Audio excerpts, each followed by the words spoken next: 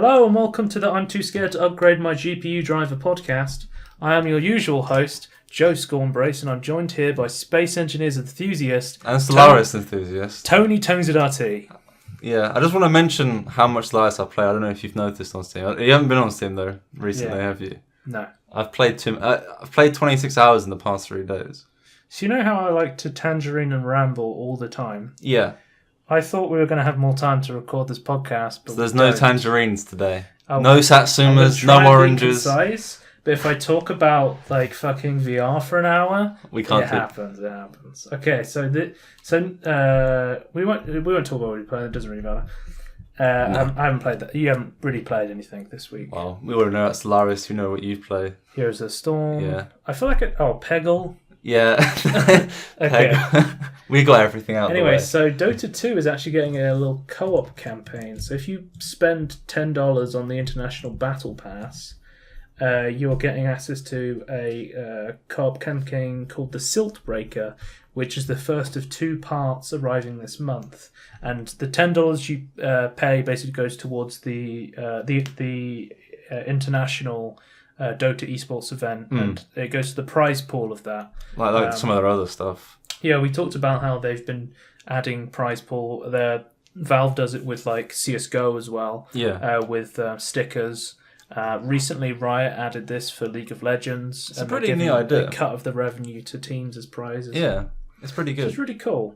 Because this thing's not a joke. Because like the last year's, just through the Battle Pass, they raised 20 million. Yeah. Well, loads of people play it, right? So loads of people put money into this game. People love this game. Gabe puts money into this game. It's definitely like one of Valve's favourite games. Like CS:GO and Dota are like the loved ones at Valve, and VR. We know that Gabe Newell loves VR and Dota 2. He says like Dota 2 is his favourite game. Yeah. And his knife collection, of course. Does he play CS:GO to get the knife collection, or does he just have all the knives? I don't know anything about Dota 2 though. Well, I've played like quite a few hours. I think I have like 100 hours on Steam, but that was a while ago. But if you want to check it out, Tyler from the Valve News Network also doesn't really know anything about Dota 2. He's trying to, because he's the Valve News Network, and he just put out his first Dota 2 video on the Silt Breaker. He's pulling out the big boys then. He's trying his best. So if you're looking for a beginner's guide to Dota 2, he's got a series called Noobs Look Dota 2, where he's putting out videos about the international and getting into Dota 2. Yeah. Because it's a very hard game to get into. I think a lot of MOBAs kind of difficult to get into. Oh yeah, they have very high skill curves. Yeah. Like, I guess it's easy to like play, but not easy to win. And then also has a really high skill ceiling generally for like, the pro players. Yeah. It's fair. I assume co-op's going to really help that though, if people can play with someone who actually knows how to play. Yeah, it looks very Diablo-esque, co-op, which I think looks really cool. Like, I really want to... I just hope it adds stuff that actually teach you with matches. Yeah, I kind of want to play this just to try it out, because it looks really cool, but I don't know if putting $10 into a game I don't play is the best course of action for that. Well, you've got Heroes of the Storm to play instead. Yeah, it's free to play. Well, Dota 2 is free to play. Do you remember when Dota 2 keys were like... Yeah, of course I remember Dota 2 You remember keys. Dota 2? I wanted Dota 2 keys. I wanted all of them. And then they got rid of them. The problem I have with Dota 2 is that they spent ages making it. Because League of Legends was out. Heroes of New Earth was already out.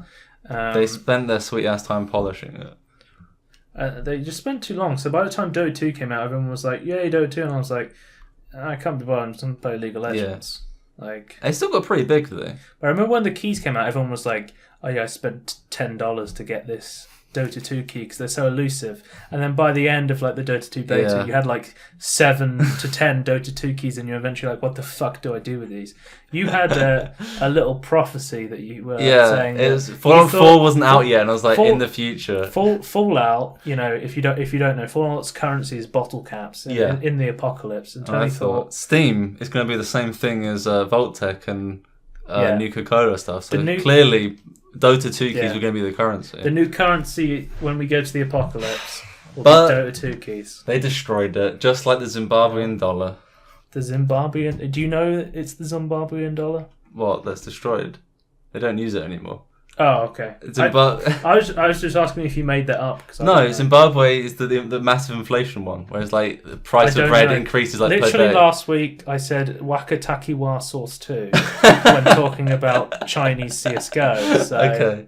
No, Zimbabwe's an African country. We're not culturally sensitive on this show, unfortunately. I think arguably we treat every culture equally, including our own, in like a negative light. We're not getting into politics. We don't have time. Okay. Okay, so Google has acquired Alchemy Labs. So if you don't know Alchemy Labs, they're the people who made Job Simulator, and recently they made the Rick and Morty VR game. And we had Daniel on last week. He played the Rick and Morty game at his office, and he said it was a lot of fun. I still find that weird, by the way. They played it at his office. I mean, he works like a nice office. Yeah. It's like I assume they have a big room for it as well. Yeah, they play board games there, and they have showers there, so you can go and shower at work as well. I guess showers just for the cyclists, right? That's why I he showers at work sometimes when he drives in. Okay. I just assume that's what they're designed for, was for the cyclists, primarily. Yeah, they're mainly for cyclists, because then they can shower when they get there. But anyway, off topic. So, yeah, it's weird. Apparently, Google's didn't have that good of a VR team. Before. So now they've decided to just buy one. Yeah, they had a weird. Apparently, the game designer at Google quit the firm because he wanted to work on actual games. Yeah, Google doesn't make actual games. Well, not yet. They make doodles. Yeah, fun little game doodles, but they haven't really worked on any real titles yet. So does this mean they want to, if they've bought a company that's made proper games? So someone was saying Niantic was a massive hit as soon as they left Google, the Pokemon Go makers, but I don't think you can really attribute leaving Google as the catalyst more as getting a fucking Pokemon The thing IP. is that no one thought it was going to be big until it came out and loads of people played it. Not even they knew it was going to be big. What did I say about Pokemon? Did I think Pokemon Go was going to be No, big? you thought it was shit when mine first played it. Yeah, mine first played it. It's like, oh, I'm going to catch this. It's like, shouldn't you be playing it outside? It's like, no, it's doing it from the inside, getting all these free Pokemon. Well, I knew that people were going to play it. Yeah. But I just didn't think it was good. It actually persisted. The actual gameplay. It persisted for like 3 months solid. At least, and if people not 4 months. Giving a shit because Niantic just abandoned the project, basically. I think they were overwhelmed because there were so many things they couldn't do. Yeah, but they just had zero communication with the community, and they just died from there, basically. Who knows what happened there? Maybe I'm really happy about this because I played Google Tilt Brush, and Tilt Brush is one of my favourite VR games that I've tested. That's lit. It's lit. Yeah. It's not really a game though. It's just like an art piece. Than a game. It's more than Peter Molyneux 2017. So yeah, I'm really excited for Alchemy Studios because I fucking loved Jump Simulator and it's so fun. Yeah, and I've heard from Daniel and others that Rick and Morty VR is really. They seem to actually be able to make good VR games. That's really good. Yeah, I just hope they actually still make VR games and actual games. Not. So we're going to be talking about VR a lot because there's a lot of VR news this week.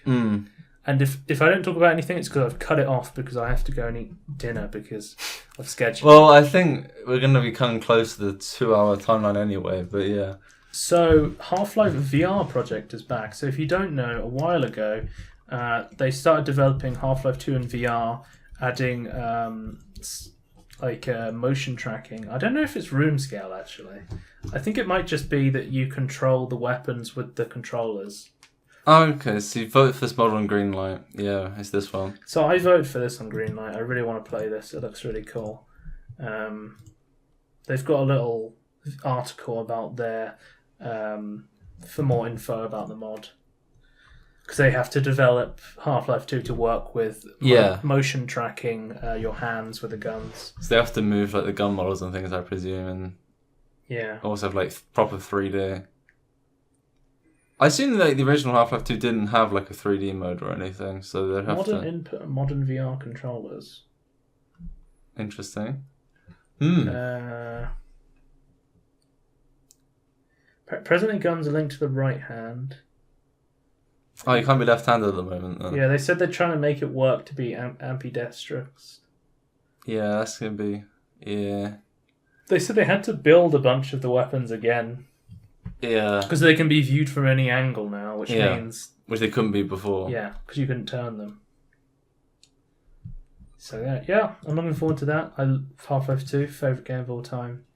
Really excited to play it in VR because I really love VR. So yeah, that was a bit of news about Half-Life 2 VR. If you're interested in that, it's on Steam Greenlight. Go and vote for it now, as I have. Yeah, I think just search for Half-Life 2 VR and you should find it. Yeah. So there's an Nvidia prototype, which is like a multi-GPU multiplayer VR prototype. Yeah, I'm sure this will work flawlessly. So kind of the idea is that you have this basically like this cabinet, and it's full of like a bunch of GPUs, and it's running 4 VR headsets out of one box. That's pretty good. So it's got 4 graphics cards, right? Yeah. One VR. I'm guessing there's like a 1080 Ti in each. Yeah, right? Yeah. They showed off the GPU technology, Nvidia's GPU Technology Conference 2007, and yeah, it looks really cool. Oh wait, they're running off Nvidia's professional class Quadro P6000 GPU. These are like the super professional, expensive ones. Yeah. Are those the ones that like you need it for like the really high RAM to be able to do like really like complex 3D graphics? The $1,000 ones that just have higher kind of quality. Yeah, it had like super high VRAM, like 32 gigs or something, and like that was pretty much it. The speeds were kind of similar to the other, not so ridiculously expensive ones. In creating this monster, Nvidia stumbled across other applications for this tech as well, such as mixed reality spectator view, where multiple VR machines will allow participants to get on their hard gaming work while others drive virtual cameras. So one person can be in a VR game, and then 3 other people could spectate them in the VR game in VR. Yeah. So have you seen the Dota 2 Spectate VR? No. So Valve have made like a way that you can spectate Dota 2 in VR. That's really cool. So do you go down to like, can you go up from like third person to like close down to the ground? Yeah, you can have a look at this little map and you can move things around in VR. That's pretty cool. And what you can do then is you can watch somebody else play a VR game like that, which I think will be really cool. We've seen it work in Tabletop Simulator, so I'm sure it'll work in other places as well.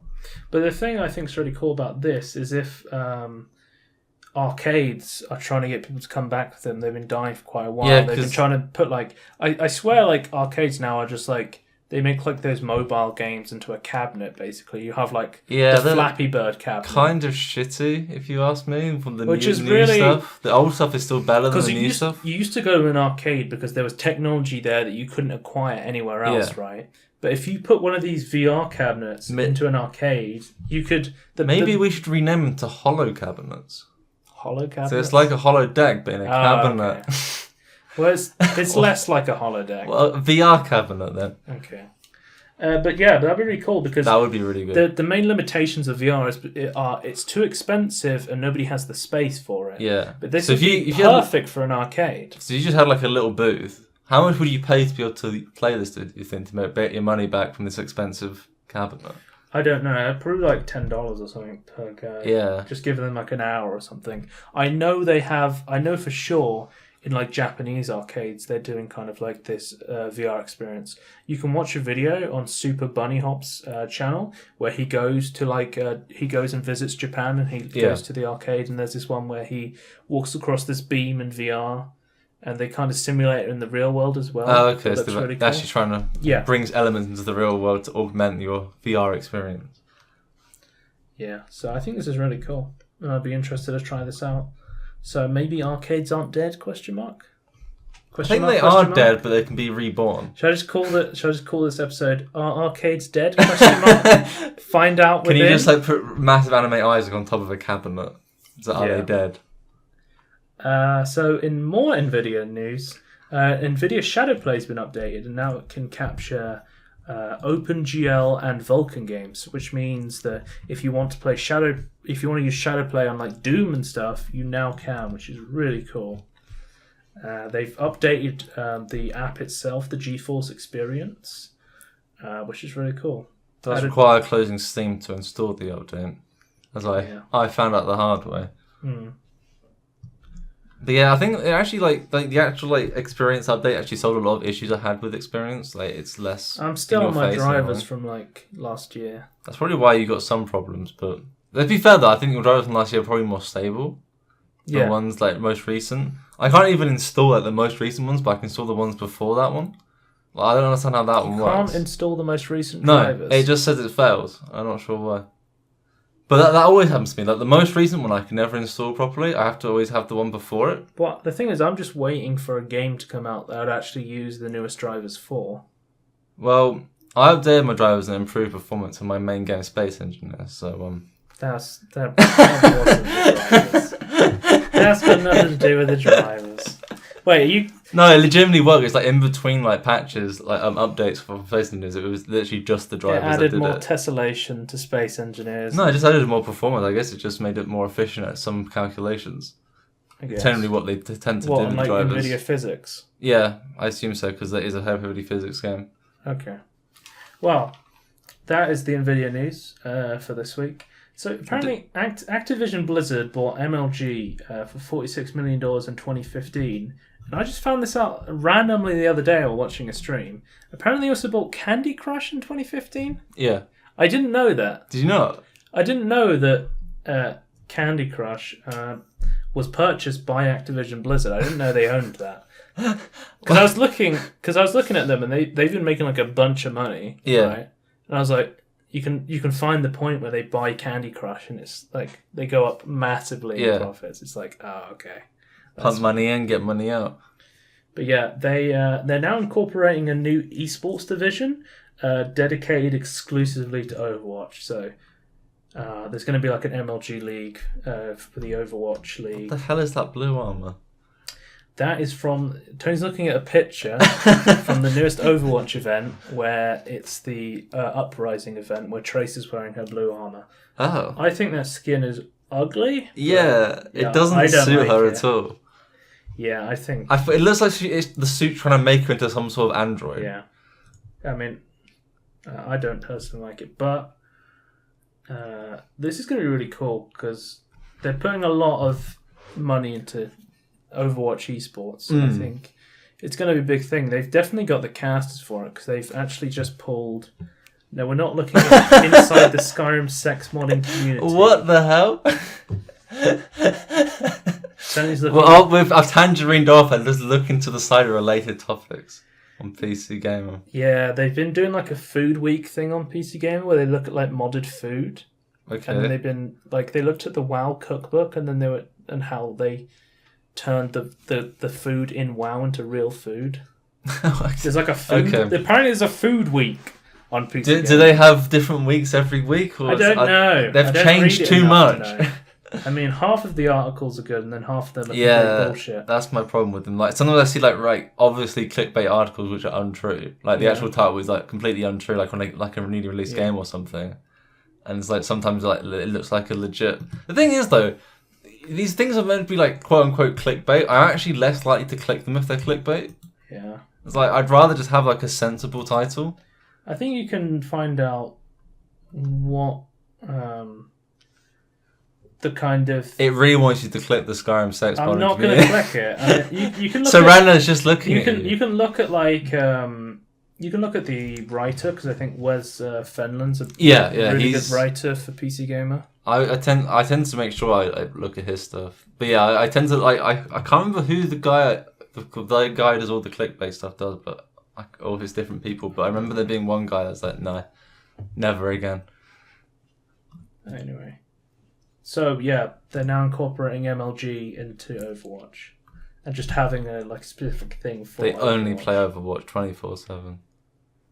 Is it the same people like on the team, or is it completely changed from I don't know. Back in the day?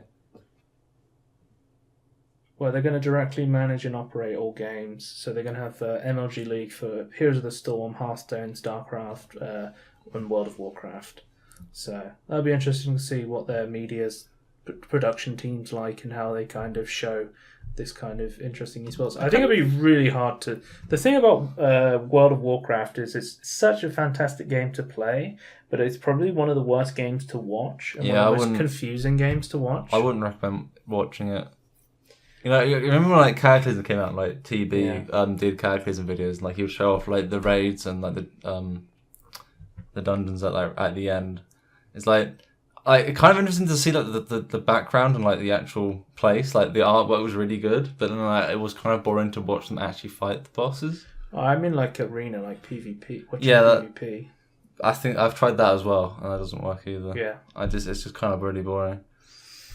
But it's kind of the same thing though, right? Like it's still just like the same skill set against other people, opposed to the same skill set against bosses. Like you just can't really just watch it. It is a play, not watch. So we've got some Payday 2 news.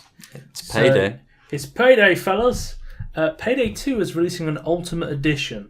So what they're doing is they're putting all of the Payday 2 DLC to 85% off, because one of the main problems me and like Andy, who's been on the podcast, had with Payday 2 is they released a lot of DLC, and a lot of it was just weapon packs. Yeah, they made it so that the base game was unplayable almost unless you had the new DLC. Yeah, there was a lot of like power put into the DLC, and which is really cool that they're doing this now, because you can. I have to buy it again and get all the DLC with it this time, but I mean, I think you might. I was trying to look this up, but I couldn't figure it out. But I think you might get a reduced price on the Ultimate Edition based on how much DLC you have. I hope that's the case. You probably will be able to, but we have to see if they actually want to do that or not, because I think it's completely up to the publisher and developer. If you get the Ultimate Edition, it'll cost $45, and you'll get all the DLC with the game, which is really cool. I hope you get a discount if you own the game as well. We will see. Hopefully, though, that'd be good to get good consumerism. Another thing they're doing is they're releasing the Ethan and Healer pack.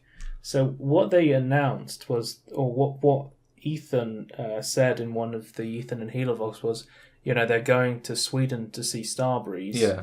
And they're going to announce a big project with them. And so they've announced that they're making the Ethan and Healer character pack. Now, on April Fool's, one of the April Fool's jokes was that Ethan was going to be a playable character. Yeah. And it seems like they've turned this into an actual thing. So they've done a Minecraft April Fool's. They actually add stuff from the April Fool's into the game. So the Ultimate Edition will have all the DLC apart from the Ethan and Healer pack. And the reason they're doing this and selling the Ethan and Healer pack separately is because they're going to give all the proceeds directly to Ethan and Healer, because they're trying to support them, because they appreciate you. They love you. Well, then they kind of need it. I say need it. Then they kind of need some extra money for the lawsuit stuff. Diversify your income. Yeah.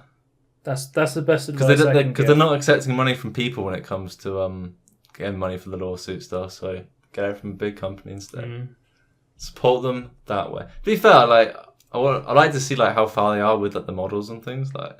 You like the FAQ on this, didn't you? At the end. What about Payday 3?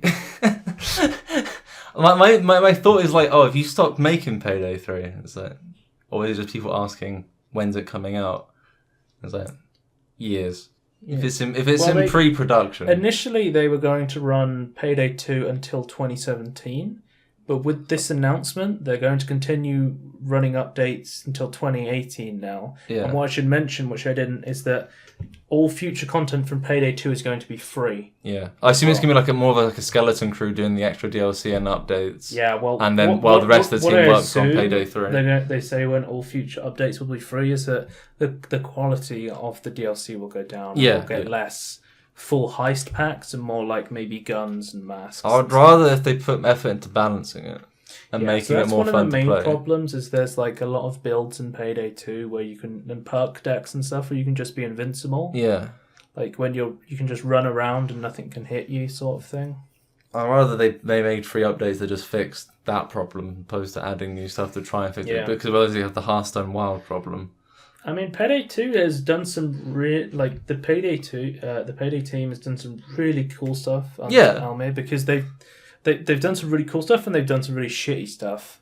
Their sense of humor is really good, and the style of the game itself is really good, and the stuff they add can be fun. They do interesting things. Because Payday 2 has always been a really good game. Yeah. And they've made some good DLCs, but they've made some kind of shitty DLCs. Yeah. They haven't always balanced the game properly.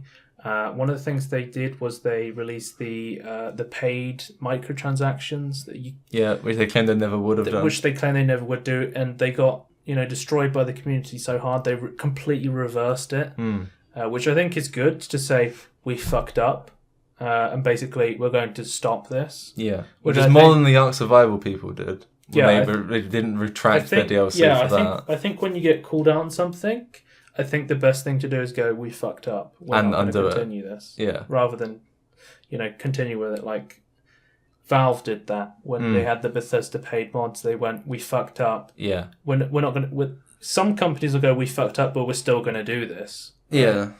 But I like that kind of show of faith that, we know we messed up. I guess it's going to be the same sort of thing that's happened with the Microsoft and Minecraft modding stuff, right? I don't think there'll be that much uproar, though. There's been some, but not as much as... It's like a 50-50 split at the moment, because some people worry it's going to be like the Steam thing again.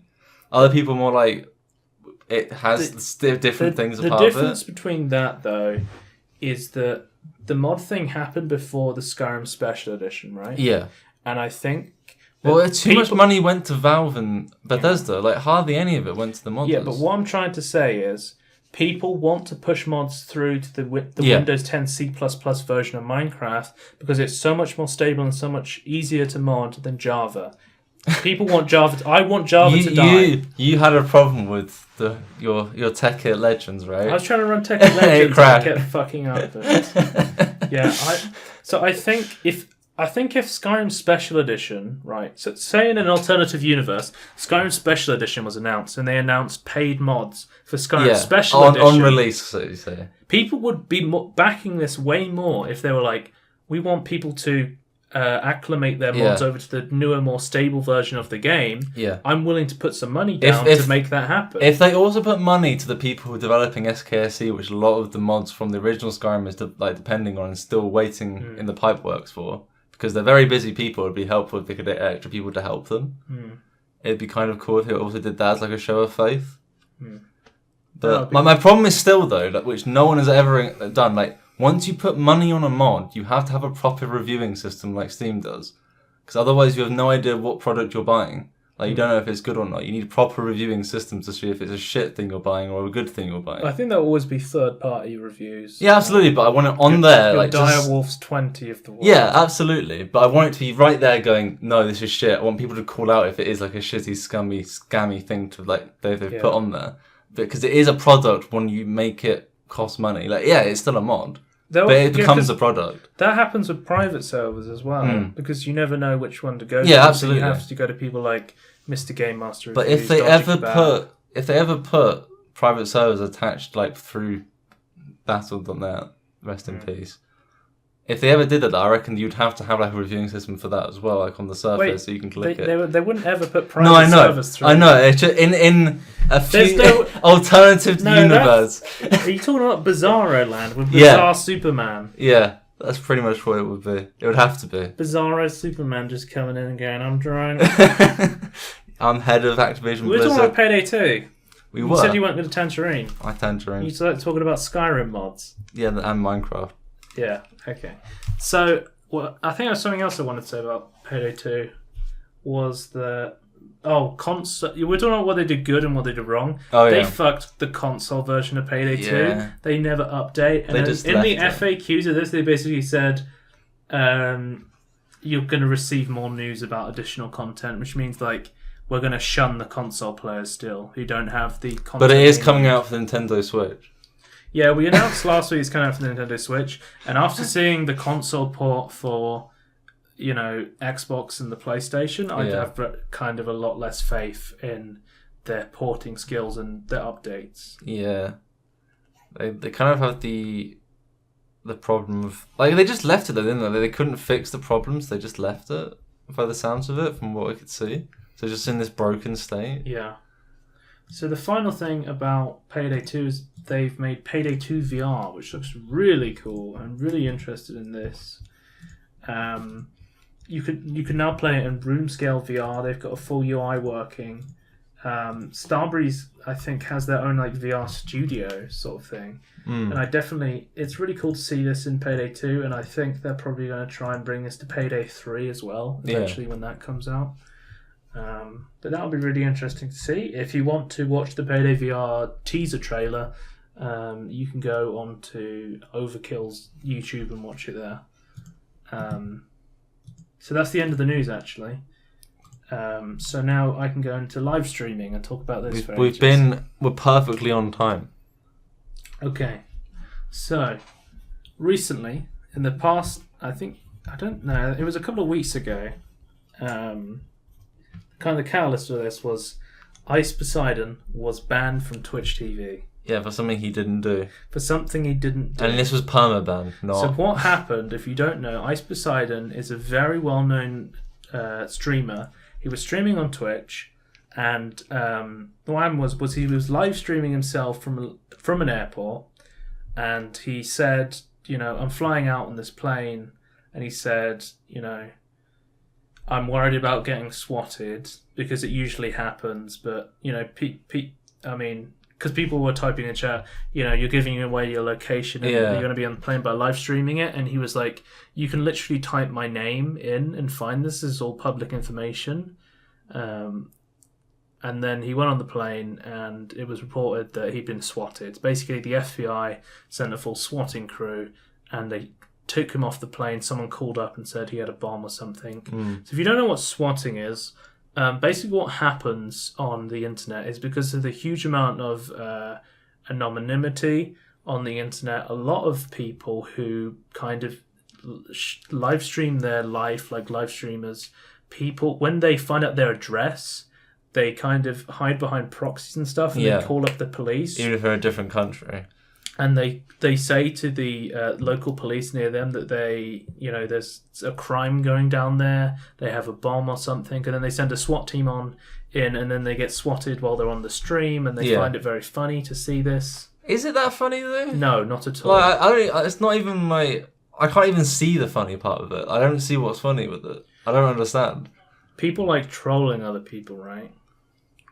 Yeah, I understand some trolling, but this is definitely going to. I don't. It's not just. It's not just way too far. I just don't understand the humor with it at all. Well, Ice has always had a problem with this because he is an IRL streamer, which is kind of like a live vlogger, someone who goes out into the world and live streams their life, right? Yeah. And basically, what happened for a while was that every time he went near a building, people would find out the phone number of the building and call it and try and talk to him and that sort of stuff. And they thought it was funny to interact with him.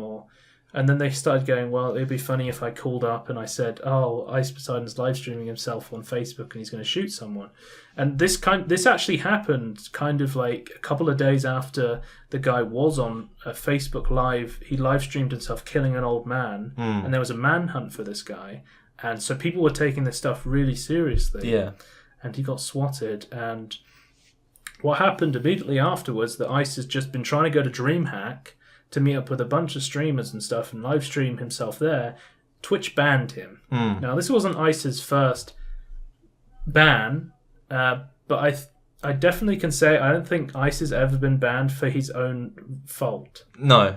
So his previous bans are he was inside a VR chat room and someone was saying the N-word and being racist, he got banned.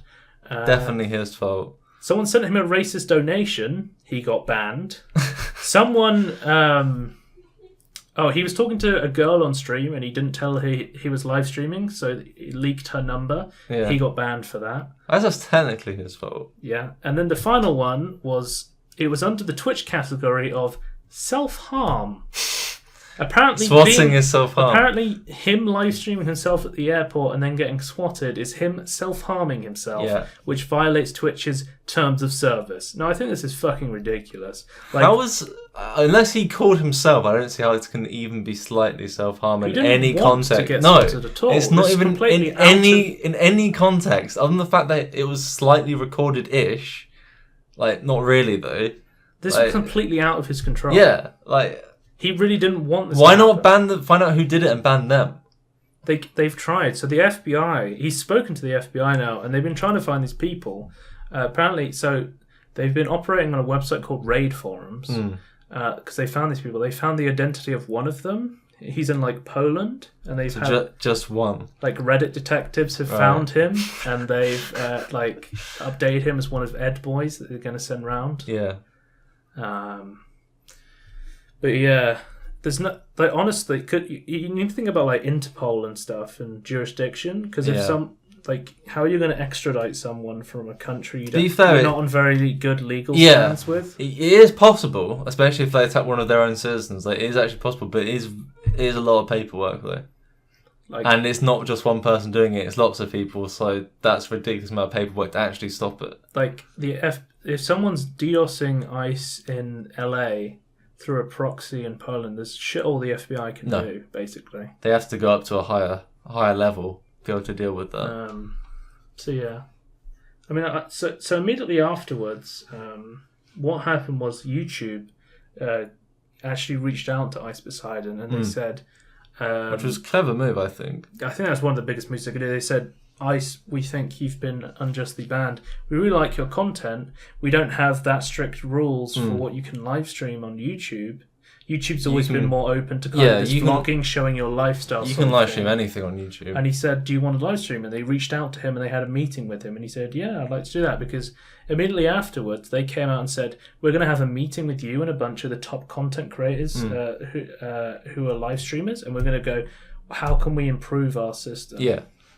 That seemed really good to me because, like you said, like because there are some problems, like especially with chat and things like with YouTube. It'd be great if they could get feedback from like ICE and then just ask them what they can improve, like what they need to add to make it actually a good community to talk on. So I think the biggest problem with these kind of services like Twitch and even YouTube, probably to a huge extent on the video side, is communication. Yeah, communication is key. Like so many of these problems could be solved if communication was just given between Twitch and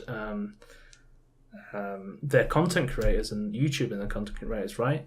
Because Ice was banned, and they didn't like speak to him and say, you know, hey, you need to not do this, and maybe like talk to him. Yeah, I feel like if you're not giving like a way to get around these banning, like if it's not his fault clearly, like, and then they don't give a reason or an explanation of how he could not have that in the future. So I don't see what you can really do. So Ice is indefinitely banned, which means like he can't make a new account or anything. You can't.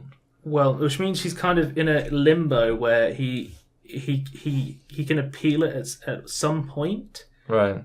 But until he can appeal it later, he's basically permanently banned. Yeah.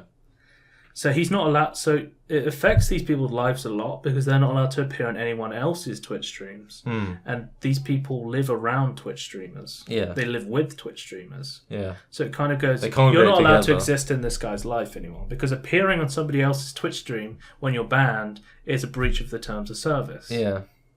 So like Ice can't like go around DreamHack, which he was at the time. If someone was like, hey, I'm IRL streaming DreamHack, Ice would be there. Yeah. And people might get banned just for having him in their stream. Well, I mean, you could technically do that. I mean, if people make him get banned, he can make other people get banned. When he did his first YouTube gaming live stream, he's like, should I just run into people's Twitch streams and get them banned? That was kind of funny. But if you do it with a lot of people, that'd ban a lot of people. So you could strategically do it to prove a point. But it would hurt their lives as well, though. Let's talk about the IRL section quickly. So the IRL section... The history of IRL. Oh, you wanted to... Oh, okay, I'll go straight into the... I was going to go into the history a bit later on. Okay. Talk about the history of Twitch.tv. Justin TV, but you mean? Kind of the IRL section, basically, is... IRL is in real life, so it's streaming your real life or anything in it. So at the moment, kind of IRL is kind of going around and doing fun shit, like Ice was. He was going around vlogging it, like Sitting Andy, Andy Milnakis, like Cho Chung. She was like a Korean streamer. Yeah. Or EXBC, he was like in Korea as well. There's like Awkward Travel where they were going around Thailand live streaming themselves. Yeah. And then there's actually some really cool content creators, and then Twitch is like, oh, if you fuck up, we're just going to ban you. Like, there's no rules for the IRL section, and then the main majority of the IRL section is just titty streamers who just sit in their living room. big pictures of themselves. Yeah. Just go, I don't have to be playing a game. I'm just going to sit here and collect donations. Who donates to that, though? Like, what are they expecting to get out of it? Lots of kids. You think? Yeah, okay. Definitely. Where do they get the money from? Twitch mods love these people. Twitch mods, they've been looking for a reason to ban Ice Poseidon for ages. Like, they knew that his community had a lot of bad apples in it. Or a couple of bad seeds in it. So they wanted to try and get rid of that. I don't think that's going to really succeed. And they kind of want these very PC, very family-friendly people. It's kind of a very similar situation YouTube is having right now. Yeah. Where they want to get rid of all these kind of to be fair, they're not iDubbbz and they're not banning them. They're just removing them from the trending list and removing well, they're not removing advertising. There's an option for advertisers to not have that available for them. Yeah, but Twitch is doing this where they're promoting these kind of safe streamers rather than the people actually want to watch streaming. Like, I think they need to have ironclad rules for what you're allowed to stream on IRL, because at the moment it's a streamer trap where you have no idea what's going to get you banned. You're just like prodding like a piranha-filled lake and seeing what bans you. Because we've seen like Twitch has such fucking bad communication and such wavy rules that no one knows. Like, we saw Yandere Dev's game got randomly banned and there was no response to it. Like, didn't reply to emails. Fucking Rekful got banned once because other people were linking porn in his chat.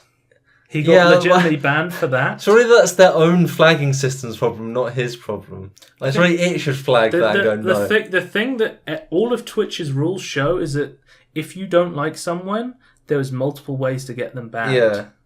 You swap them. You can send them a picture of a dick. Yeah. You can be racist. Send them racist donations. It's ridiculous. So I'll go into kind of the... Actually, I'll talk about Ice on YouTube for a little bit. So Ice has been streaming on YouTube gaming. I'll talk about it later. I kind of want to do a chronological thing. So you'll do the history. Let's talk about the birth of Twitch.tv or Justin TV. So it was just a guy called Justin. He's the vice president of Twitch at the moment.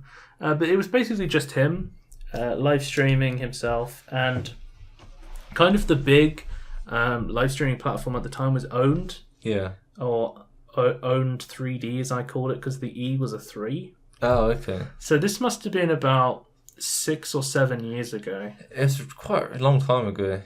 So I remember being at school and watching League of Legends. Yeah, I reckon it was about 2010-ish time, wasn't it? I used to watch like Dyrus and like Hotshot GG on the like League of Legends streams back then, and Owned was like the big streaming website, and also there was Azubu. So Azubu is like was the pro gaming live streaming website. So initially when it got released, what happened was that Azubu, you couldn't actually live stream on yourself just as a random person. You had to get like permission to stream on it. It was just for like, it was like a live streaming website for professional gamers, because they were the biggest streamers right now. Like Owned are like these professional players, like people who play for like TSM and CLG. People like watching professional gamers game, right? Yeah. So they just went, we make our primarily for them and no one else. Oh. So yeah, that happened. That didn't really gain any traction there, because it turned out people liked to be able to watch other people as well. Yeah. They like to watch like variety streamers. They like to watch people who just have big communities and stuff. Yeah. Kind of what eventually happened with Azubu was they kind of went out of their way to get like sponsorships for teams. So they went, your team can only stream on Azubu now, which meant they would only stream on Azubu, hoping people would come to watch them just to be on Azubu. And what would happen would be like, you'd have like the best professional players at their level just streaming to like 100 people on Azubu, when if they were on Twitch, they would be raking in thousands. And eventually, over time, Twitch just kind of grinded out Azubu until it kind of fell into inadequacy. Yeah, non-use, no profits. So, a couple of years ago, YouTube kind of came up a bit. Well, this was at the same time that they're like updating like their beta player and like the game like everything down put to HTML5 and things, wasn't it? It was like about that time. So YouTube started allowing people to live stream on their service, and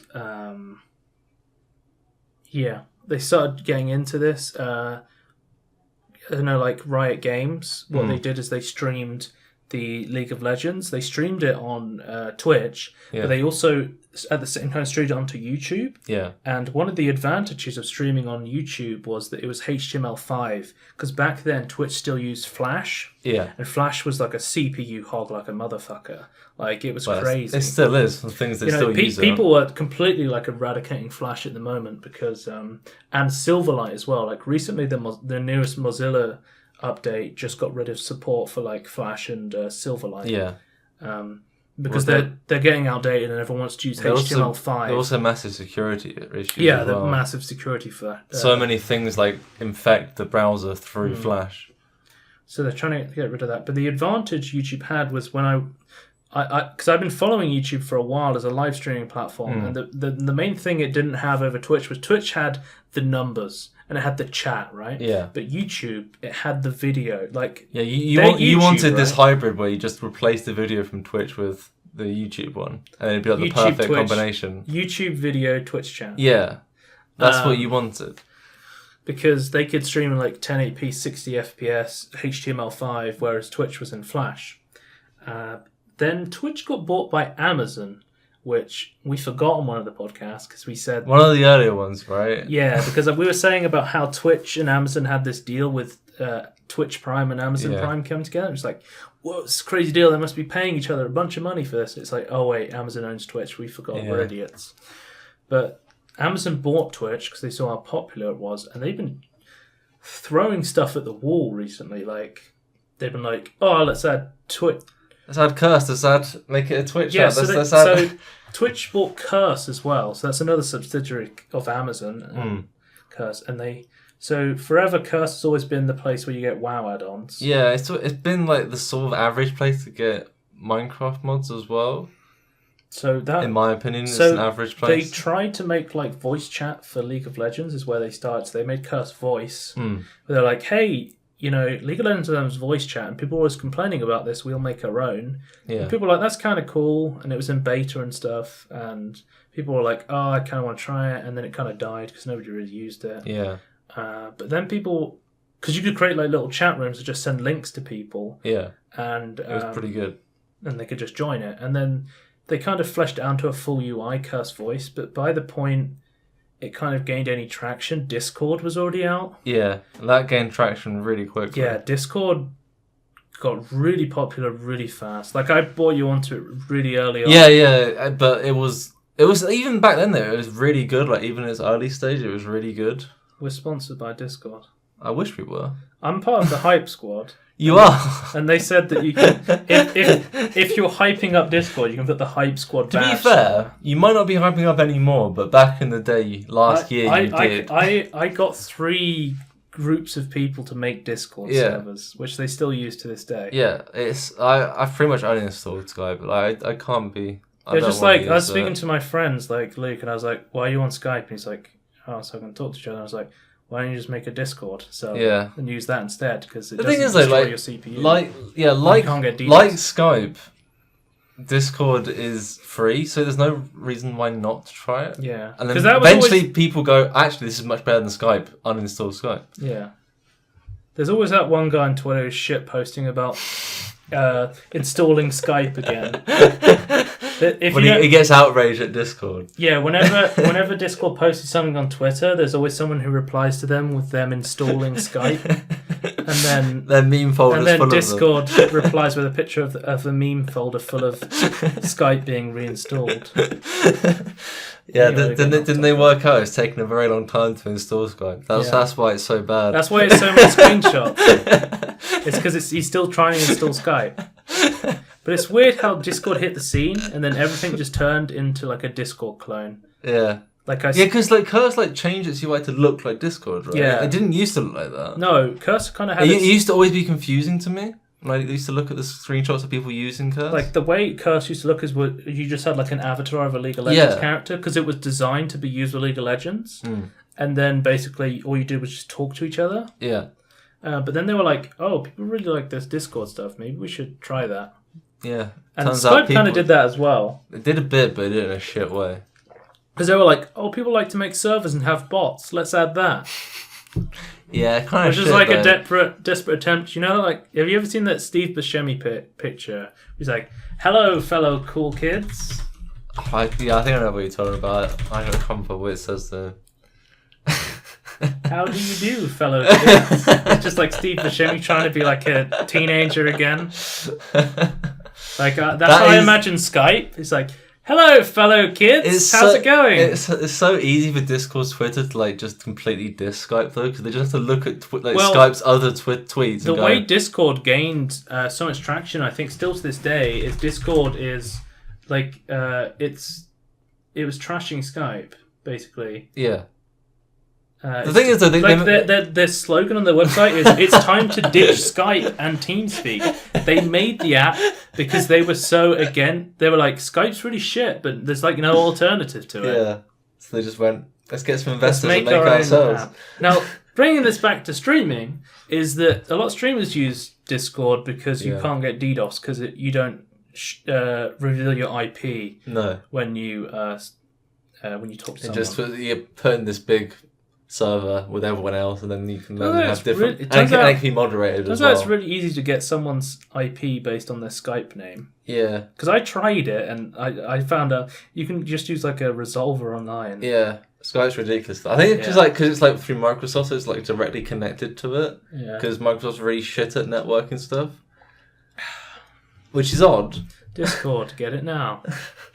Anyway. Yeah, we're sponsored. We might as well be sponsored by Discord because we do recommend you getting Discord. I am. I'm Discord Hype Squad. I know people still use like Discord and Skype, and it's like, just uninstall Skype. You don't need Well, the thing is, there's normies out there that still use Skype. But why do they have a Discord server then? Well, I've seen YouTube videos where they're like, oh, go on my Discord server, but then they have like a little mess up where you hear like a Skype sound in the background. It's like, why have you got Skype installed? Yeah, but I've heard like Reynad, the owner of Tempo Storm, he said like, I have to keep fucking Skype installed computer because so many of deals in esports are done over Skype. Over Skype? Yeah.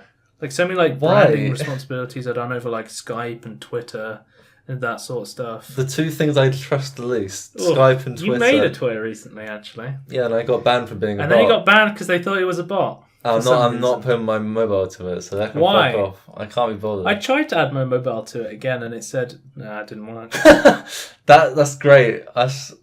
When I want to get my Tones of RT Twitter back, follow at Tones of RT. Well, but he doesn't exist. I don't actually exist. I'm like, it removed me from being able to be seen as far as I can tell. Yeah. Anyway, all I followed was Katie Price, Danny Dyer, and Scott Mills, and then I followed your brother, then you. And then it went, nope. Then I clicked Jim Sterling's account and went, nope, this guy's a bot. You know what follows Jim Sterling like that.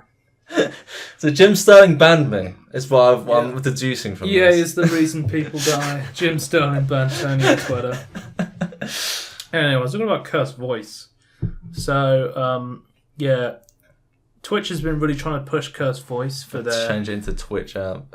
So I had the curse downloader to install WoW add-ons. Yeah. Then they mandatorily made it so you had to merge the curse downloader with a curse voice. That'll get them to use the voice. So I had curse voice on my computer, and then it was like, we're now mandatorily changing curse voice to the Twitch app. So they've been throwing shit at a wall at Twitch, like, Twitch app, you can watch Twitch streams on this app instead of in a browser, which nobody wants to do because then you don't get the better Twitch TV fucking experience either. You don't get like the split up chat or the extra emotes that everyone uses. They didn't bother to add that themselves. Yeah, which they could have implemented quite easily, really, but right? I have an add-on way we've talked about a lot of stuff Twitch done. They've been streaming the Amazon originals on Twitch. They streamed like the Power Rangers stream. What did they do before that? It was Bob Ross. They done Bob Ross. Oh right, yeah. what else? Oh, they're making they're selling games on Twitch, and they got loot crates. Yeah, that's weird. They have their own show called Fanboys where they talk about stuff. I'm being honest with you, that's a terrible name. Fanboys isn't a thing I want to think about. It's kind of a bad connotation in my mind. Something I want to talk about that we talked about before in the podcast is one of the first podcasts was Oddshot. Because people are getting really annoyed at Oddshot because there wasn't any way for people to directly get a revenue off Oddshot. Because someone took an Oddshot of their Twitch live stream, they watched it, and they saw that funny clip that people would usually put into a YouTube montage or something. Yeah, instead of going to the actual person's video, it's just so instead they just watch the clip and then they don't go to the video or whatever because people have already seen it, right? Mm. But what happened was Twitch created clips, their own Oddshot called Twitch Clips, and within them creating that, Oddshot just completely died because nobody used it anymore. Recently they added it as well, so if you use Twitch Clips, you can add little emotes onto it. So you can say as someone reacted with Kappa, right? Mm. It looked way more intrusive as well. In the actual video they showed someone being able to put a Kappa on the actual video. Yeah. But I guess they decided to scrap that because that would have been retarded. But I was this feature is retarded and no one's going to use it. And I think I react to every Twitch clip with a random face now. It's actually kind of fun. Yeah. I think I didn't want it, but I did. You thought you didn't, but you did. Yeah, it's like legacy servers. I didn't want them. I thought I wanted them, but I didn't. Yeah, Blizzard knows what you want. EA knows what you want as well. They know you want to die, so they will kill you. Twitch knows what I want. Yeah. But yeah, basically what I was trying to say is that Twitch has been going how and let's add this, let's do this shit, and they've been trying to innovate, and they needed competition for a long while. Yeah. Now, back to what I was saying about YouTube was, so now people Ice is streaming on YouTube. Oddshot's coming back because people are taking Oddshots of Ice's live stream. Yeah. Because you can't use Twitch clips, and I think we're going to see a lot more Oddshot usage. Yeah, I think YouTube probably needs to add that feature quite quickly because it's kind of hard to people make. It takes them a couple of days to make the montage of what they want or the clips they want from the live stream they had, unless it's just one clip. Well, you can download the Oddshot extension to use it. Yeah, yeah. And take the clip very quickly. I think YouTube needs to get their own thing though.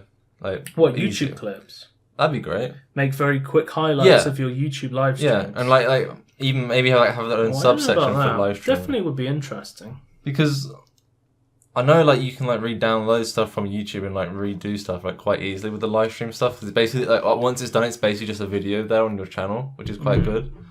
I think because I can go back and just watch some live streams that I missed if I was even interested in live streams. Yeah, it's pretty good for that.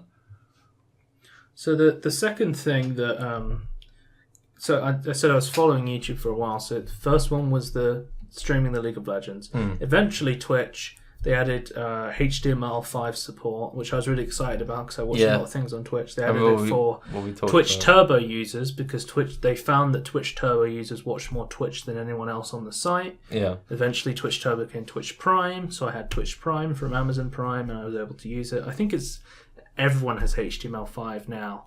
Another thing Twitch realised was that they weren't getting a cut of Twitch of donations. Oh, they put the bits in. So they put Twitch bits, which is little cheers you can make with a little... I'm actually surprised at how often it gets used. It's legitimately intriguing to me how often it gets used. It gets used a lot more in the PC streamers, the Twitch people.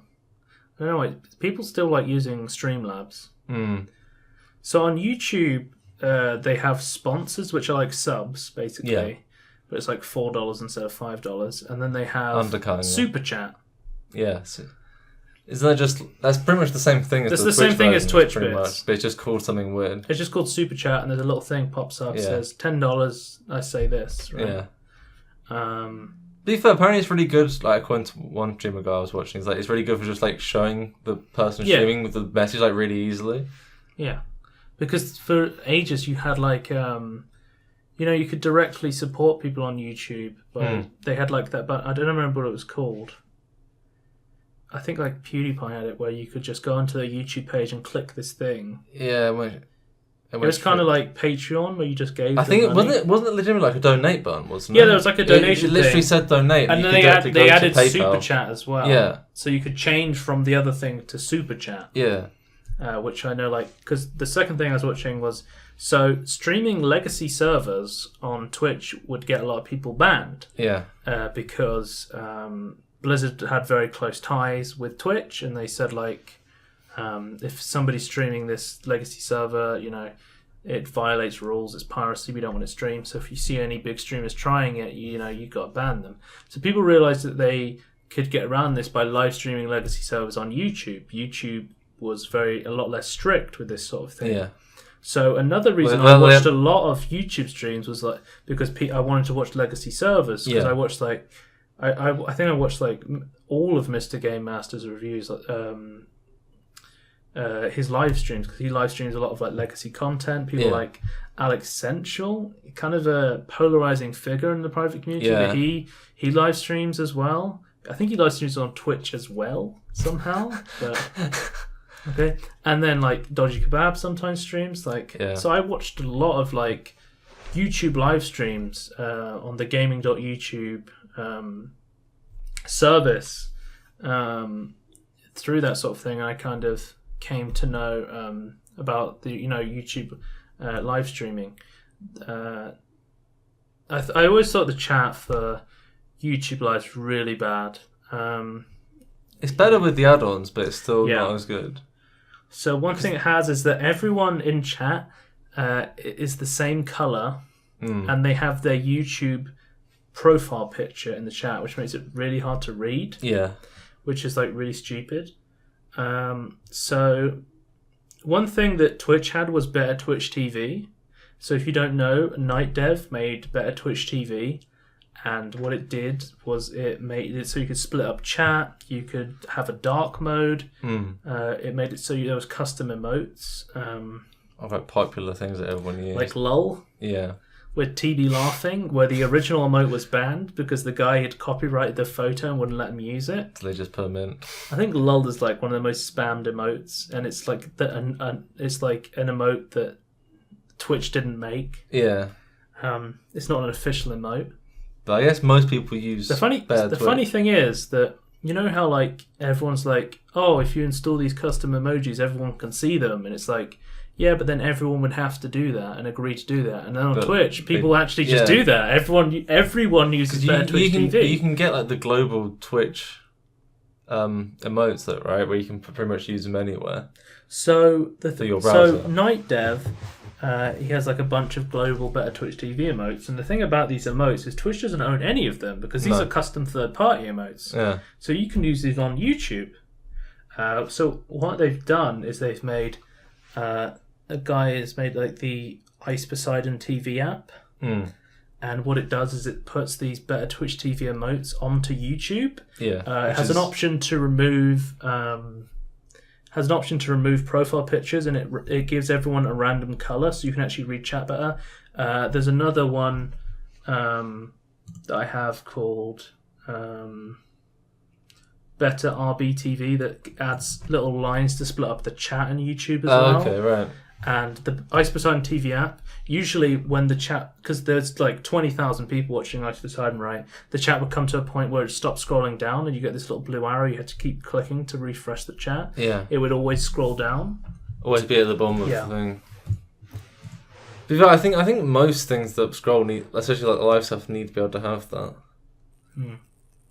So I was just showing Tony what it looks like with the add-ons. That LOL didn't work. It didn't do it properly. Well, he typed it incorrectly. I assume you need to put it... Yeah, so this is like a really cool add-on for the chat. And that's like one of the things that was holding YouTube back was the chat. But with these add-ons, I think if YouTube themselves can make some global emotes, like even if like they made like a emote of like Ice Poseidon, like him doing like his tongue thing or the arm thing or something, like CX or something. Well, you even give every single person that's big and live streaming at the moment. Everyone was saying like because everyone spams the tryhard emote, which is a picture of Trihex. He's a speedrunner He does like a lot of like a Yoshi Island and Mario sort of stuff. Yeah. And he was like this big. He has like this big afro, and he's like smiling in the picture, and everyone's like, "We need another picture of Trihex smiling, so we can use it as like the black guy emote." Yeah. You can Google, just call him up and ask him for a photo shoot. Yeah. We need some great emotes. We need a new YouTube emote. That would be great. I hope that's a real conversation that we eventually have. One thing I find really cool about the YouTube stream is that you can just pause it, and then it continues going on, and it's like a video. That's what I really like about it. It's like almost if you didn't know it was a live stream, that you would actually think it's a video. Yeah. Because then when you play it again, you can just continue watching it from where you left off, and you can even watch it if you want to catch up. Yeah, you can go back you can turn it up to 2x speed. Yep. Or like any other speed, or you can just skip straight to the live section. Which I found really cool. That's one of the biggest problems with Twitch, is that their VOD system is complete garbage, and it's really bad. It's actually really, really bad. I think most Twitch streamers, like if they do make VODs, put it on YouTube rather than use Twitch at all. So for years, people who make VODs or highlights of their Twitch streams, they don't put on Twitch VODs because it's so bad. They make YouTube highlights, and for years, people on YouTube, if they wanted to live stream, they didn't live stream on YouTube, they went to Twitch. Yeah. But now, we've seen one of the biggest Twitch streamers move to YouTube, and he's getting like almost more viewers than he had on Twitch on YouTube. We've seen PewDiePie streaming on YouTube to 150,000 people. It was kind of weird, like they both kind of happened like simultaneously, that both of those big streamers, like one moving to YouTube, one starting streaming. Yeah. I found kind of weird. I mean, great for YouTube, I guess. PewDiePie was streaming on Twitch. He had this like weird game show called NetGlow, and then he was just streaming like himself playing like games. Like I saw he was playing Prey the other day on YouTube. Yeah. Which is getting like a lot of views and a lot of sponsors. Because he has like 150,000 people watching him, so like I thought his chat must be like AIDS, but he has it on like sponsor only mode, so it's kind of like pay to talk sort of thing. Yeah, so a TB method. Yeah, like the Total Biscuit method. Yeah, which I don't like that much, but I think if it's complete AIDS, you kind of have to though, right? Yeah. So one thing Twitch VODs actually does have that YouTube doesn't have right now is that Twitch VODs added chat replay. So when you're watching the VOD, you could see what people were saying at the chat. Yeah. They added that quite late. But YouTube doesn't have that right now. So if you want to look at the chat, it's kind of just confusing. If you wanted to look at the chat on a YouTube VOD, there is none. You'd have to wait for like Ice's editor Smeep to edit the stream, because he records the chat and then he puts it onto put them together, the VOD. sync them up. Yeah. I think like I don't know how practical that would be, but I mean, like you could have like on SoundCloud, like you can put a comment like a specific timestamp in a song. If they made it so like it actually timestamped it to the actual VOD on YouTube, like it could then like when you go to that point, it could just scroll the chat on the side to where it was at the time. And maybe you have like an external plugin or an actual option where it hides everything else that isn't there at that time, so it only shows what's there at that time. So I don't know how practical that is to implement. I'm not sure it would be easier than one doing what Twitch does. One of the problems with YouTube is the exposure. The YouTube gaming stuff is that the exposure it's get, because it's actually really hard to get to YouTube gaming. Yeah. If you're just like on the YouTube website, like I'm looking at the YouTube page right now. How do I get to YouTube gaming from here? There's no like big option that's like click here to go to. You can get to Gachi quite easily. Yeah, I can get to Gachi music, but like, you have like home. There's no like, because normally you scroll down. There's like different things. There is live gaming now. I get live recommendations, but that's because I think I've watched. Yeah, I've watched. Live it's not before. like it's not like a proper thing. Like it's like you go to the section where all of these things are in. But as soon as you click on a stream, it's kind of in the weird YouTube view first. Yeah. And then you have to switch to night mode in YouTube gaming, and then you can actually get the good experience of like using it. Is that a massive problem though? Like, do you think like so an extra click? Well, what I'm saying is it's not a problem for people like me, but I think if someone's like, I've never watched live stream before, but I use YouTube. Like, there's a huge untapped audience on YouTube who would be interested in watching like a live vlog. Yeah. But they don't know they don't know what gaming.youtube is because they've never been to it. They don't know to click the button to get the better version. Yeah. So I think like a list of things you should need to do: add chat replay to VODs. They need to make emotes. They probably need to improve their own chat rather than having it in add-ons, but add-ons will do it. They need to add more exposure to the live streaming itself. They need just a proper live streaming section, really. In the even if you got home and trending tabs, it might be beneficial to have like a live streaming tab.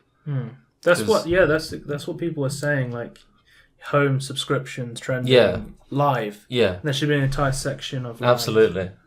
But yeah.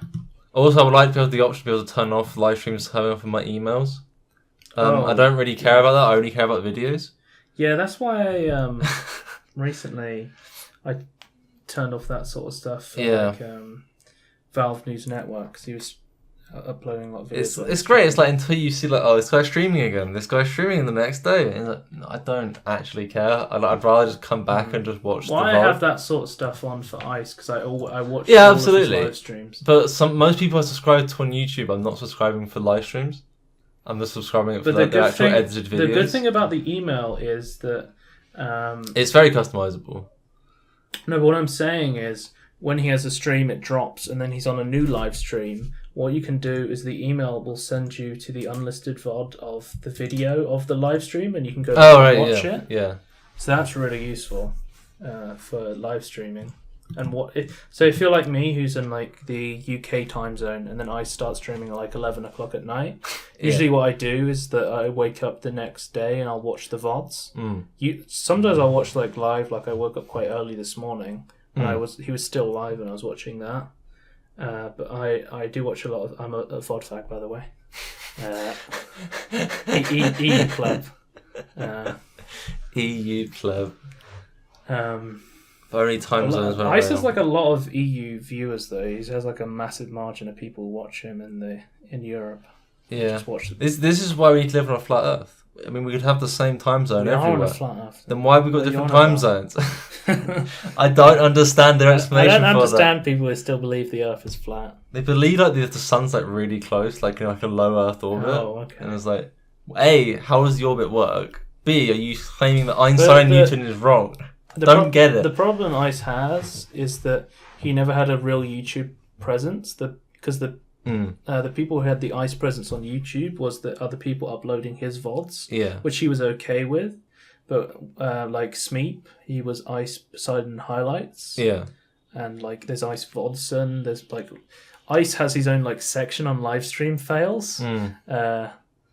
But now people are just uploading like his VODs, and he's having some sort of weird contract issue where he's having problem uploading his own VODs as like videos. Oh, okay. But he's still trying to get them up and that sort of stuff. So he sees like priority on his own VODs being already on his channel. But other people are just like uploading his VODs before him. And I think he may just have to copyright flag these other people and just say, this is my content, I don't want them stealing my views. I think that's fair enough though if he just puts it into the content ID system. I think that's like a legitimate use of it. Because like it isn't their content. Like I understand, like if you're editing it and it's not the same thing, then fair enough. And that shouldn't be ideal. It was pretty bad in the beginning where you couldn't get to Ice Poseidon's actual channel without like going through pages of the highlight channels. Oh yeah. But it's a lot better now. He's hit over 100k subscribers. Yeah, he's got verified. Yeah, once you get verified, it always puts you to the top when you search that person's name. So that's good. Anyway. So I'll talk about the birth of IRL, kind of live vlogging. So the catalyst for this at the beginning was talk shows. So people were doing gaming talk shows, and people kind of just wanted to talk to their camera for a little bit. Yeah. And switched on us, and they were like, "Oh, you need to be streaming in like the talk show section, and then you need to be an actual talk show. You can't just be sitting down doing nothing." People were like, "Oh, we kind of just want to watch people go out and do stuff, and we kind of want to watch people who kind of, watch a YouTube video and talk about it and just react and talk to us." Live reactions. And they were like, okay, we kind of see this kind of need and want for just kind of people going out and doing stuff. And then the next thing that happened was VR came out. VR was quite big, and then we saw like a catalyst of like Ice Poseidon he got really big by going into VR chat rooms and talking to people. So he was like live streaming himself going into that, and that was very funny. People really enjoyed his interaction with other people, him going out there and meeting new people. The next thing that was really huge for Ice was Pokemon Go. If you know, Ice originally came from RuneScape, and he was a RuneScape streamer originally. He's a RuneScape boy. But he got very popular when Pokemon Go came out, because you could live stream yourself out in the world playing Pokemon Go and catching these Pokemon, and you'd be out interacting with these people, and people really enjoyed it. Yeah. And they liked just seeing him play, like going out and interacting with people more than Pokemon Go. Like a lot of streamers are like, hey, I'm going out and I'm doing this cool shit, and then they go, oh, I caught a Pokemon. Right, let's go back to this cool shit. Let's go back to this cool shit. Going around like, the terms and conditions. Every couple of seconds they'd have to show the Pokemon Go, and then they just be like, all right, let's go do the cool stuff now. Yeah.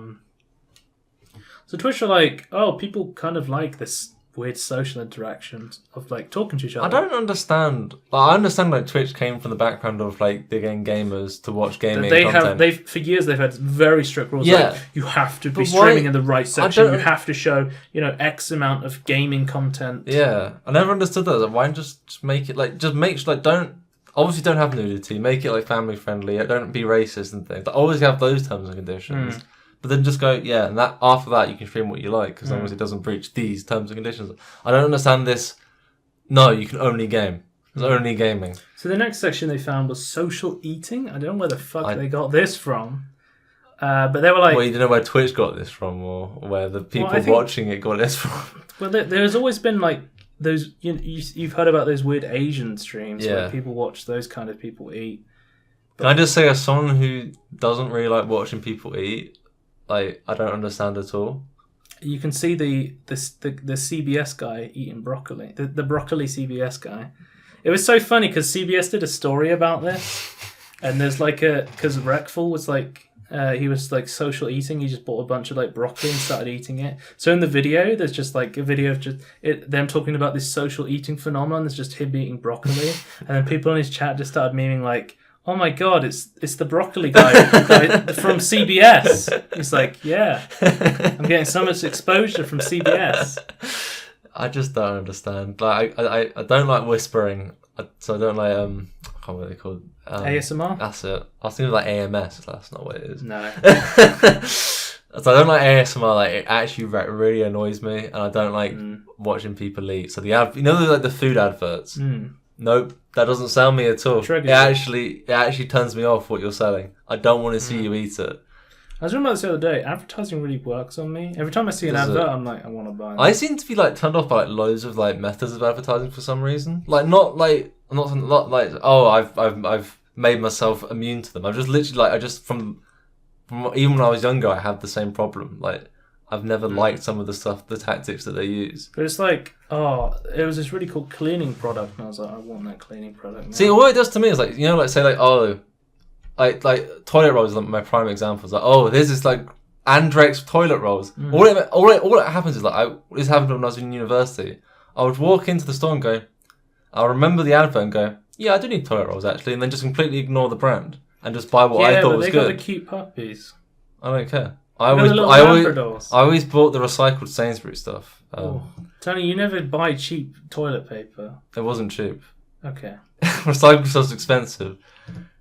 Okay, just never skimp on toilet paper. No, don't skimp on toilet paper, please.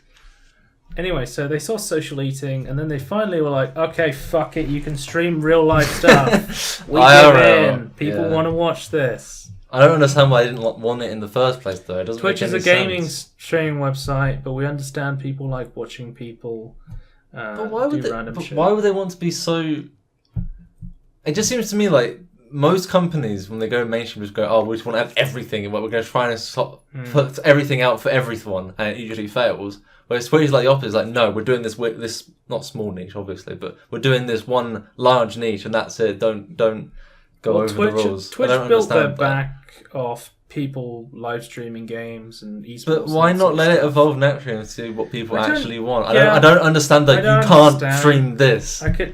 They've always had this attitude of Twitch is for gaming. YouTube is for everything else. But then YouTube were like, okay, we'll let people live stream whatever they want to. And like, no, don't go to YouTube. Don't go to YouTube. You can stream real life on Twitch. Yeah, but it's a trap because if you're not streaming like this one thing that we want you to stream, we're gonna fucking ban you. Fuck you. If you get racist commenters, it's clearly your fault and not the other people in chat's fault. Like, I'm so glad that our podcast isn't like a Twitch stream or something, because at any point they're going to be like, right, you're fucking banned. We fucking own you. We're Twitch TV. Yeah. Like, I swear to God, the fucking Twitch, like, mods are just like mall cops who just sit there watching titty streamers like, this girl. Like, I'm not... Yeah, you see, like, that's why they don't ban them. They're watching them. Yeah. That's your theory. No, that's actually true. Like, fucking, like, Curse, there's like a small streamer who's been getting like a bunch of views, and he's been trying to get into like a sub button for people to watch him. Yeah. And like loads of people love him and want him to get like a sub button and stuff,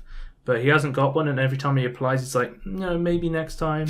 And then like fucking Celestia Vega, I don't know if you know who this is, but she's like an e-girl basically. She streamed for literally 3 days when people have been streaming for like half a year can't get a sub button. She streamed for 3 days, she got a sub button.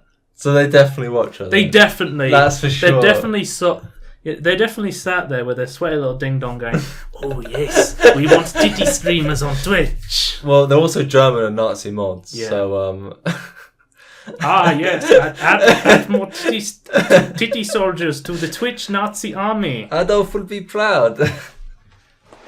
So originally when like people like Ice moved over to YouTube, people were like, oh, YouTube.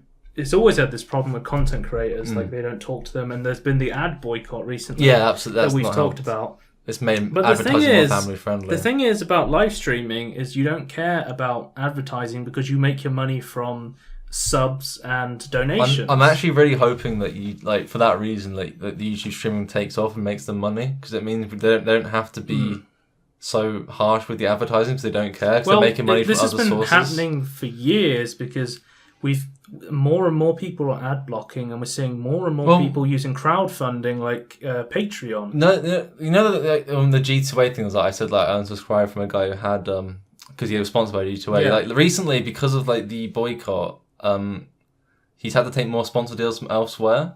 I think because of that he dropped the G2A stuff. And like he didn't even like consider Patreon. And he's like, I'll just put Patreon up there and just like mention it at the end of a video just slightly. And like the next video was like, oh yeah, like loads of people, and he didn't add rewards. He didn't expect people to actually do it, and like I think people are way more willing to put money on Patreon than ever before.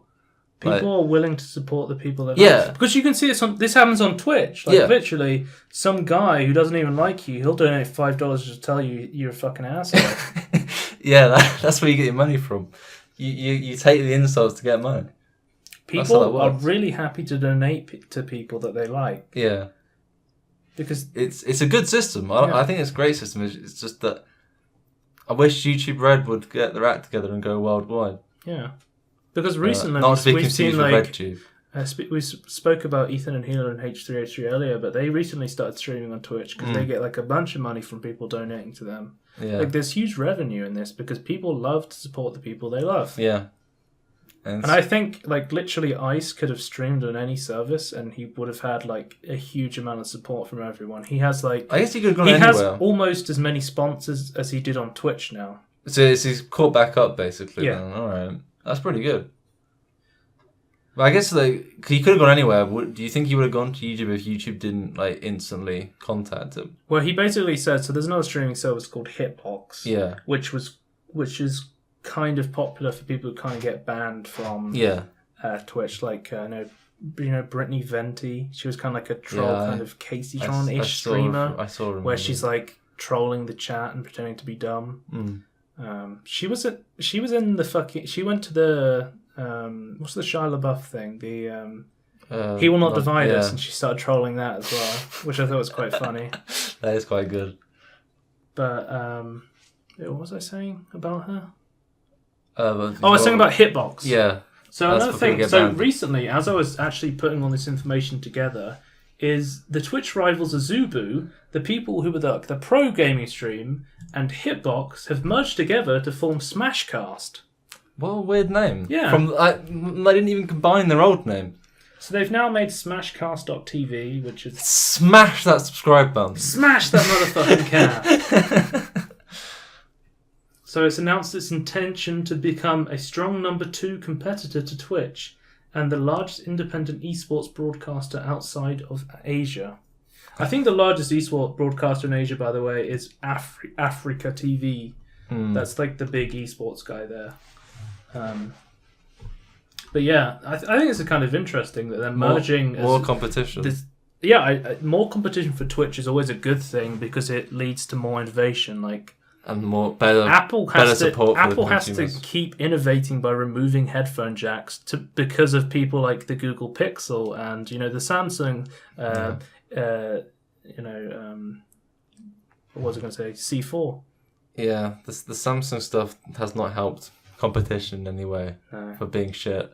The Google Pixel's really good, actually. Yeah, I think the Google Pixel should shake things up a bit. I'm hoping it.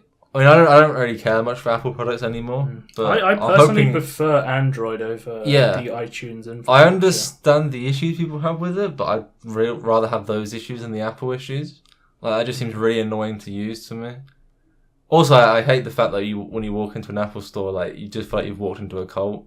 I really hate that feeling. It's like, I do not want to be converted. Please. Ice's manager, Backspace, he's just bald and he looks like Steve Jobs. They always call him Scuffed Steve Jobs.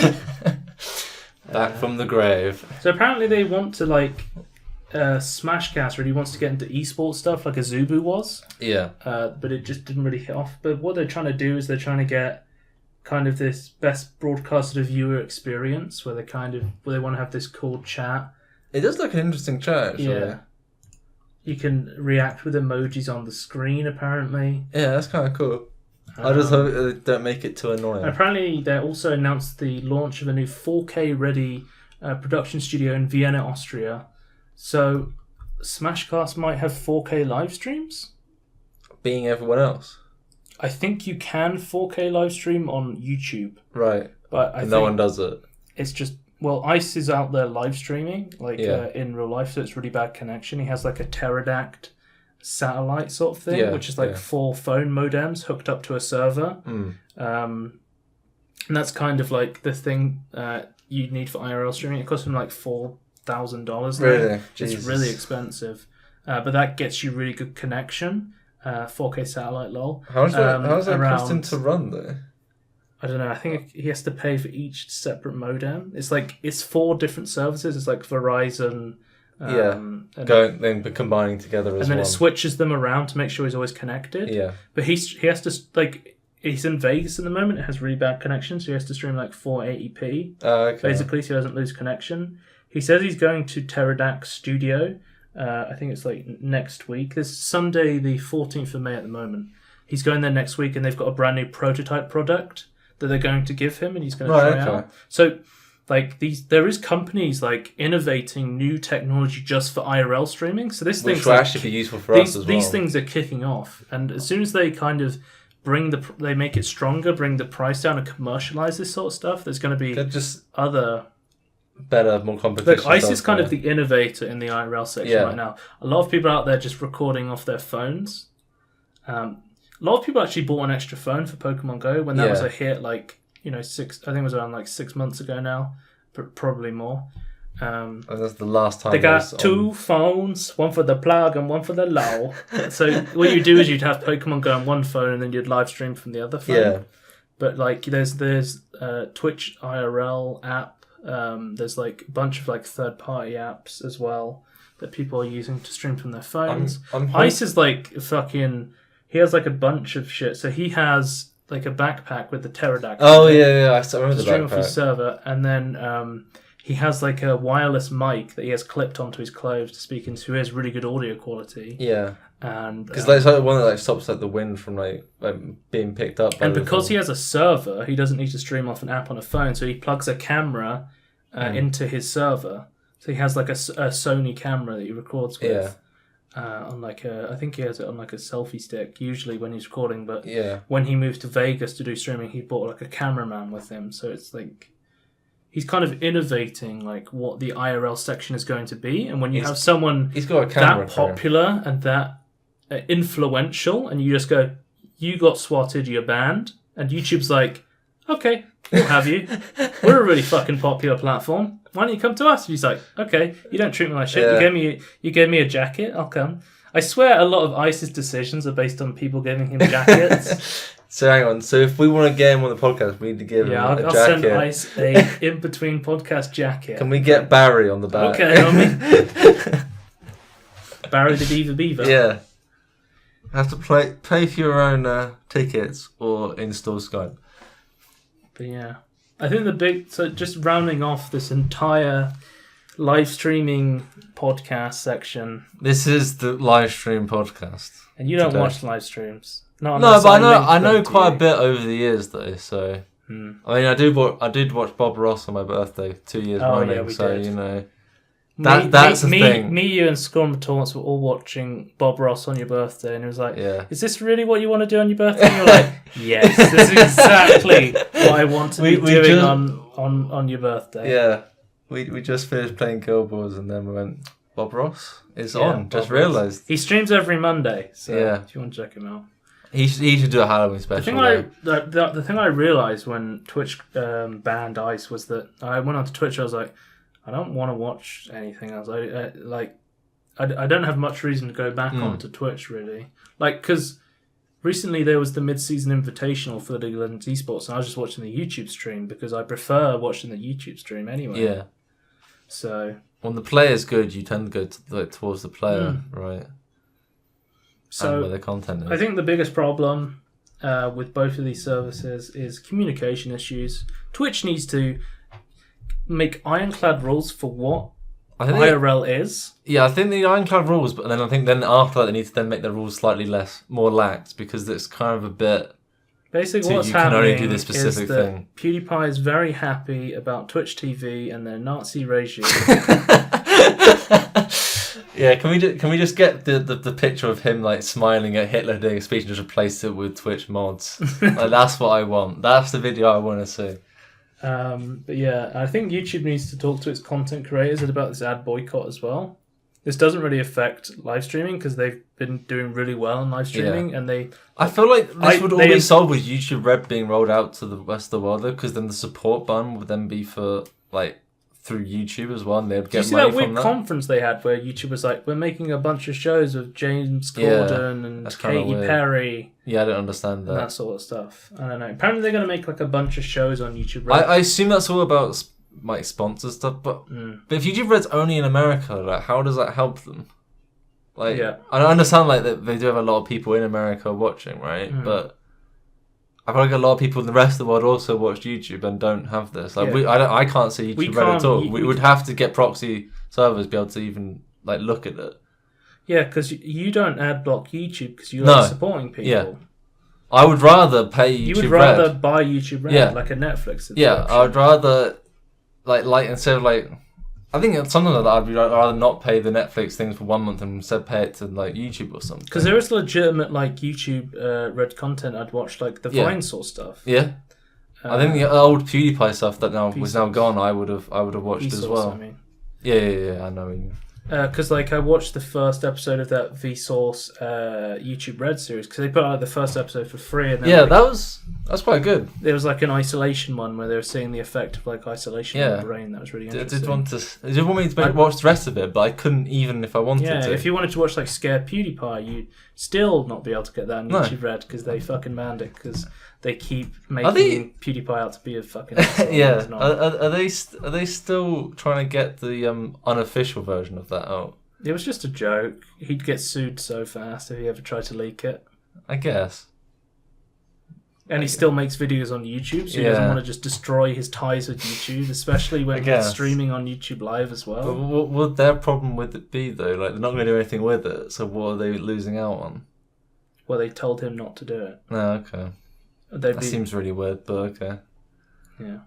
Well, because they don't want to support PewDiePie, basically. They don't want him to be the Basically, if you have a show on YouTube Red, you are kind of like the face of the company. Yeah, but he's not a like, Nazi. You have like Rhett and Link on there, and they're like face of the company. He's basically as good as Rhett and Link. Yeah, I like Rhett and Link. Yeah, I like PewDiePie as well. But he's He's got 54 million subscribers. He has more subscribers than anyone else, but, YouTube kind of shuns him. I don't even know who because I know back in like a few years ago we knew who the top 10 subscribed people were. I don't even know who the top 5 is. All I know is PewDiePie's at the top. Smosh used to be the number 1 top. Yeah, spot. It used to be Fred, Smosh, and some other people. Then Fred then just died. Smosh came top. He said PewDiePie said that he was in LA at the time visiting Smosh when he overtook them. Oh really? Yeah, in that an hour-long interview he did on his channel. Interesting. Yeah. That's what turned the balance. Anyway, that is the end of live streaming. I've said everything. Fuck you, Twitch, by the way. Yeah, we want to make it absolutely clear. Fuck you, Twitch. You shouldn't have banned Ice. You're dead, Moose, mate. You're dead. I love your IP. Gotcha.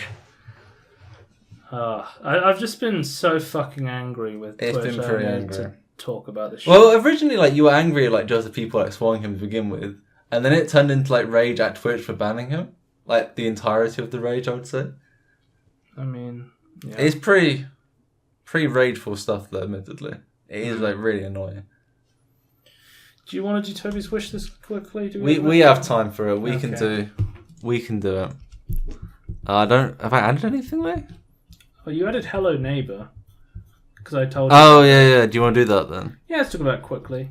So Hello Neighbor is a stealth horror game about sneaking into your neighbor's house and figuring out what he's hiding in the basement. Play against an advanced AI that learns your actions. So I thought this was really cool. I just want to point out, neighbor spelt the American way, not the English way. Oh, not with a U. Yeah. Why do they always take U out of words? Because they can't... they say YouTube. Yeah. Because they can't say tube. Oh. They don't put U's in anything else, I don't think, because of that. So, when they take the U out of colour. Because they don't see the need of it. They don't use it themselves. They only keep it in words that you can't take out. I think is what happened. I'm not sure though, because apparently we changed ours because of the Americans leaving. So I'm not sure what the old English is and the new English is. So this is another Tiny Build, and we love Tiny Build. I love Tiny Build, and we love Developer Digital. Yeah, because they always.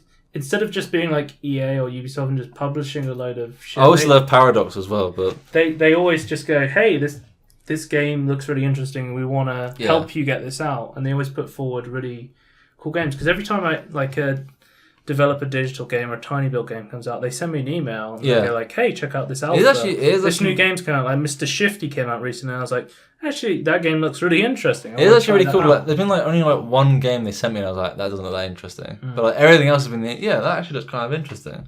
So I told you to add this because I was like, it's kind of like a horror stealth game, but your neighbor learns how you break into his house. It's Skynet, it's learning. He's like an advanced AI. So if you break into the door, the door will have nails on it next time so you can't break in and stuff. I think I'm seeing what's happened here. Peter Molyneux got this guy to kidnap Project Milo and put him into Inside. Apparently it's going to be free to... One of the tags is free to play. I don't know if that's true. Big if true. Have you seen that meme where it's just no. Big if true. Big if true. Yeah. Is that a meme? That's a meme, yeah.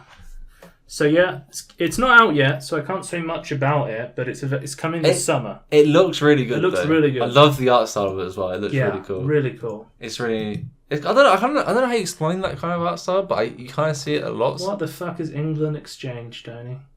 You know what it is. Is it anime BS? Nudity? Oh my god, I'm looking at the first bloody screenshot. Absolutely. Fuck off, Tony. An international fair. How did you not get that from the I thought it was an aeroplane simulator. No. You just managed this little airport. I thought it was going to be this nice little cartoony airport where you go, oh, your flight comes in, your flight goes down. With that thumbnail? No, that didn't have that thumbnail. It had that thumbnail. It had a picture of a woman fully clothed. How do you know? It's only her head. It's showing her head, and it's showing a nice little cartoony aeroplane flying around. I was like, oh, this will be a nice little aeroplane simulator where you get aeroplanes that come in and you kind of go, oh, you've got too much fuel, you need to... Can I just say the game you're explaining sounds shit?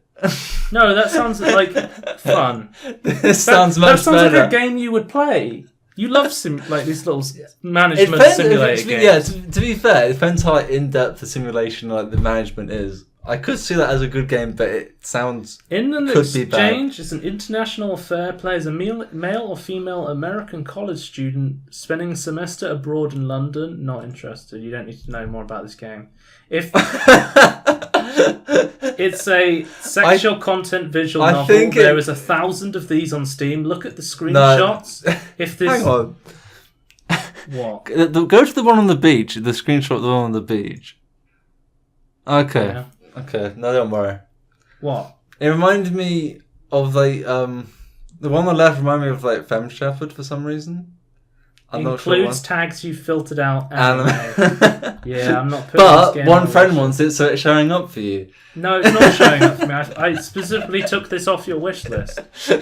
One evil friend, Tony Tondinati, wants this game. Never again. Oh dear. What's Axiom Verge?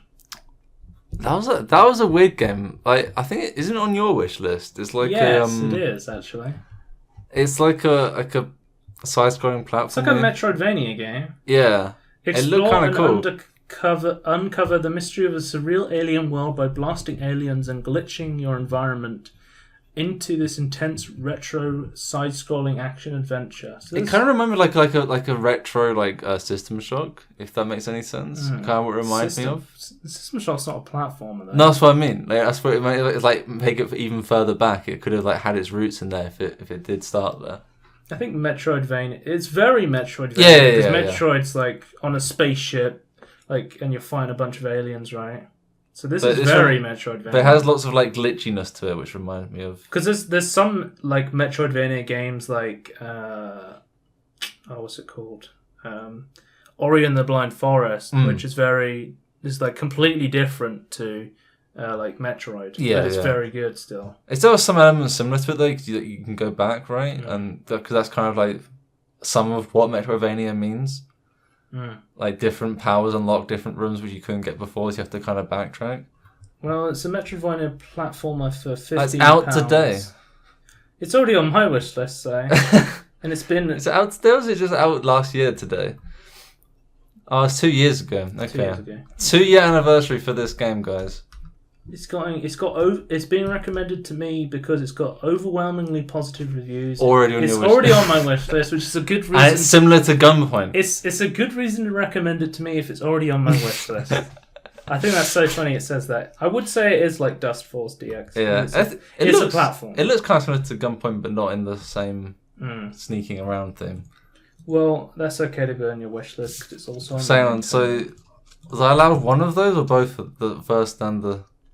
Oh yeah, I was allowed the first one and the last one, just not the middle one. Yeah, but the second one fucking baited me.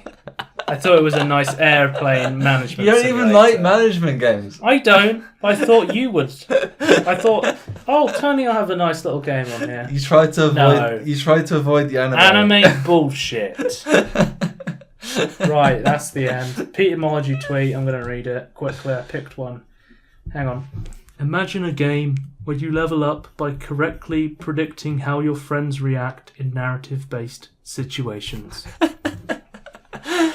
He gets it in one. Gets it in one. Follow us on vid.me/inbetweenpodcast, Twitter @Scorn2000. Recently, I discovered that you could add tags to how to find your YouTube channel, so I added Inbetween Podcast to the YouTube channel search terms. It's now a little bit easier. If you type Inbetween Podcast into YouTube, you will actually be able to find us now. I didn't even know this feature existed until you told me. Facebook is Scorn. I'm sorry, but we got to cut this a bit short. Tones.t, Twitter. It's not real yet. It's not real. It's a bot. Don't. It's not a bug. It's a feature. TM. Tony is a bot. All right. Goodbye. Bye.